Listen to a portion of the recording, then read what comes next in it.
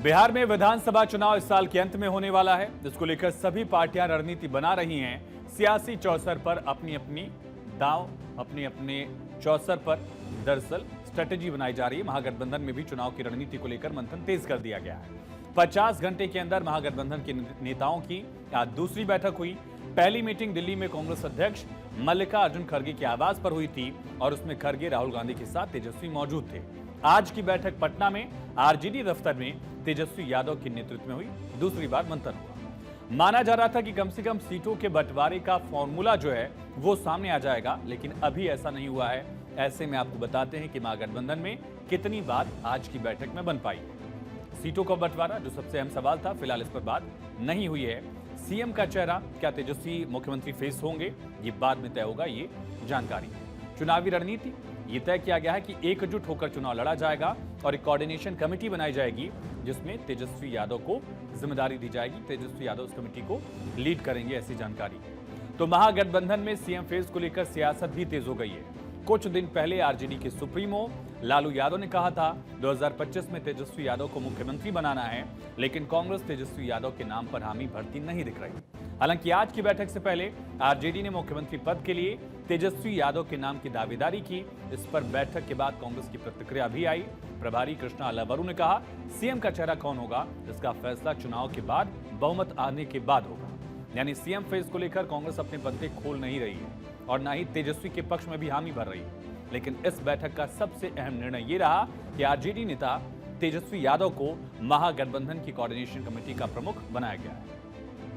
India गठबंधन की coordination committee बनाई गई है, जिसके नेतृत्व तेजस्वी जी करेंगे और समय समय पर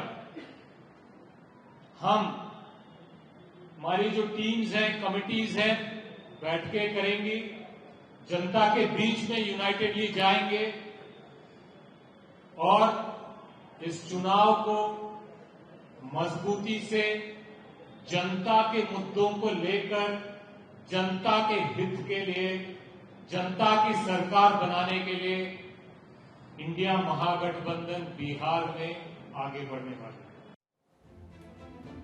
अब आपको महागठबंधन की बैठक का विश्लेषण बताते हैं। सामने आई तस्वीर से बिहार की राजनीति को लेकर काफी कुछ समझा जा सकता है।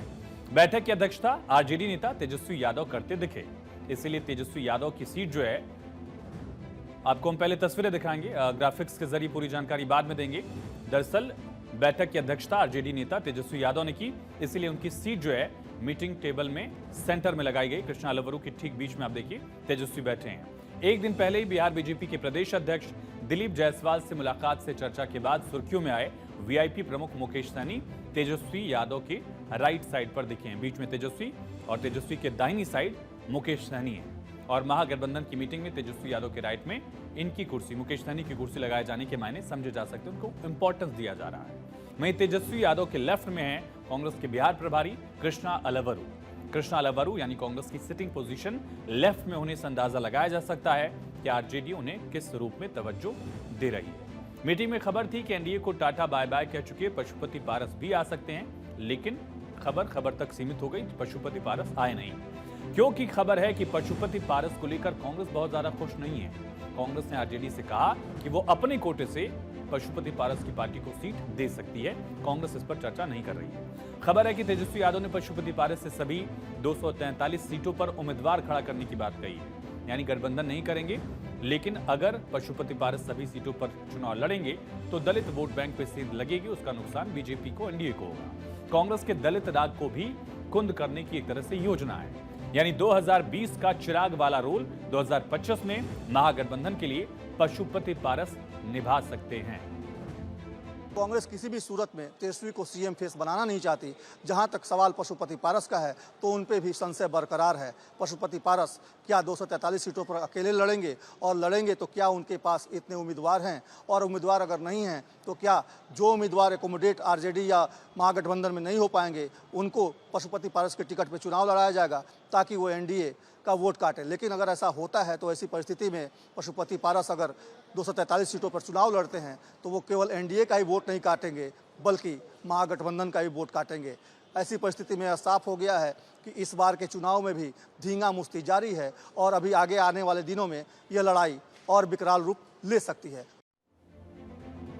चुनाव में भी करीब 6 महीने से ज्यादा का वक्त है, लेकिन रणनीति अभी से बन रही है। लग रहा है कि सीटों को लेकर प्रेशर पॉलिटिक्स शुरू हो गई है। कांग्रेस चाहती है ज्यादा से ज्यादा सीटों पर चुनाव लड़े और वो भी अपने हिसाब की सीटों पर चुनाव लड़ने का मौका उसे मिले।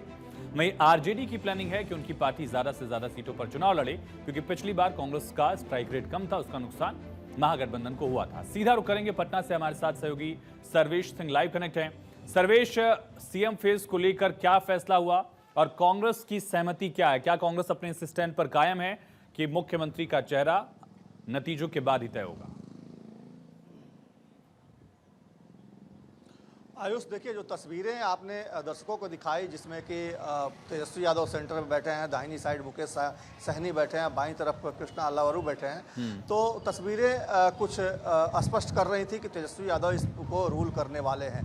लेकिन जब बैठक खत्म हुई, प्रेस कॉन्फ्रेंस हुआ, तो कृष्णा अल्लावरू का जो रोल था वो काफ़ी चौंकाने वाला था, क्योंकि कृष्णा अल्लावरू फ्रंट फुट पे खेल रहे थे। तेजस्वी यादव से जब पूछा गया कि आखिर सीएम फेस कौन होगा, कौन पार्टी कितने सीटों पर चुनाव लड़ेगी, तेजस्वी यादव कुछ बोले इससे पहले ही कृष्णा अल्लावरू ने माइक लिया और माइक लेकर बोलना शुरू किया। इस सवाल का जितनी बार भी आप लोग ये सवाल करेंगे, जवाब एक ही होगा जो पहले दिया जा चुका है। मतलब पहले जो जवाब कांग्रेस ने दिया था वो जवाब यही था कि चुनाव के बाद यह तय होगा कि सीएम का चेहरा कौन होगा, बहुमत आने के बाद यह तय होगा कि कौन किस पद पर बैठेगा। सचिन पायलट का यह बयान था, कृष्णा अल्लावरू ने भी ये बयान दिया था।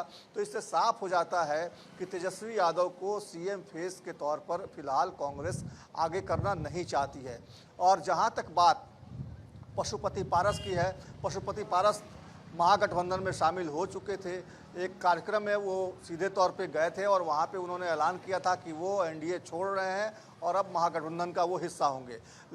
इस बैठक में उनको बुलाया गया था, लेकिन सूत्रों के हवाले से खबर यही आ रही है कि कांग्रेस ने आपत्ति जाहिर की कि आज की बैठक में पशुपति पारस को न बुलाया जाए, जिसके बाद पशुपति पारस नहीं आए दफ्तर और आज की बैठक में शामिल नहीं हुए। सर्वेश, तमाम जानकारी के लिए बहुत शुक्रिया। यानी तय है, कांग्रेस अभी तेजस्वी यादव के चेहरे पर मुख्यमंत्री फेस डिक्लेयर कर देने पर सहमत नहीं है। कांग्रेस ने अपने शब्दों को फिर एक तरह से दोहराया है।